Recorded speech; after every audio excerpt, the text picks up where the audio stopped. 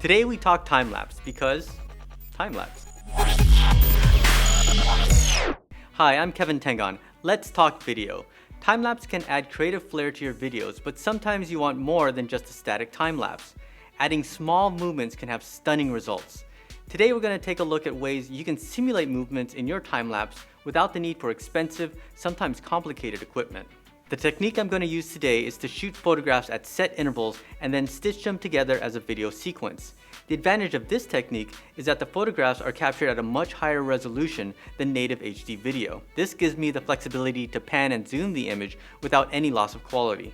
So get out your DSLR, GoPro, or smartphone because you'll be able to apply this technique using either of those cameras. First, we have to decide at what interval the photos will be shot. I like to shoot at 1 frame every 2 seconds. This means it would take 48 seconds to capture a single second of video played at 24 frames per second. You can play around with the interval to find out which one best suits your needs. If you have a Canon DSLR, you can access a built-in intervalometer using the Magic Lantern hack. Go into the Magic Lantern menu, then to the Shoot menu, and enable the intervalometer. Set 1 pic every 2 seconds. Select Take a Pic as the trigger and stop after 150 shots. 150 shots will take 5 minutes to capture and produce about 6 seconds of footage at 24 frames per second. Once I frame my shot, I'll turn off autofocus so the focus remains locked. I'll also lock my exposure settings by shooting in manual. For a GoPro, go into the Settings menu, Time-Lapse menu, and set the interval. For an iPhone or Android, there are several apps for time-lapse photography. My favorite is Lapse-It. Go into the Settings menu and select Full Sensor for the resolution. When starting a new capture, select the More menu and be sure to set and lock the exposure, focus, and white balance. This will keep the phone from refocusing between shots. Once I have my footage, I'll go into After Effects, create a new comp, then go into File, Import, File. Select the first photo and import as a sequence. Once imported, I'll drop the sequence on my timeline and then scale it to fit the frame. If you have a DSLR, you might notice the sequence jumping slightly when you play it back. This is caused by the movement of the mirror in the camera. To fix this, go into Effects, choose Warp Stabilizer, apply it to the sequence, and select No Motion. Once it's complete, you'll have a stabilized sequence. Next, we'll add a pan and zoom to the time-lapse. Set keyframes for the position and scale the beginning of the sequence and adjust the starting point.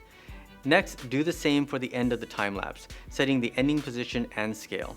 Here's the resulting time-lapse, which is good, but the extra movement at the bottom is distracting. This can be fixed by freezing the bottom of the time-lapse. To do that, duplicate the layer, then right-click and select Freeze Frame. I'll turn off Warp Stabilizer because it doesn't work for a single sequence. Double-click on the layer and then create a new mask. I'll then mask out the portion I want to remain still. Here's the before, and here's the after. And here's the final time-lapse after color grading. To add rotation to your time-lapse, grab your GoPro and this $6 egg timer available from IKEA. Stick on a GoPro mount on the top and you have an inexpensive motor. Import the images into After Effects, drop it on the timeline, and scale it to fit the frame. To get rid of the fisheye distortion, go into Effects, Optic Distortion, and apply it to the sequence. Select Reverse Lens Distortion and up the field of view until it's corrected. Here's the before, and here's the after. To correct the horizon line, I'll rotate the image slightly. Finally, I'll scale and position the sequence.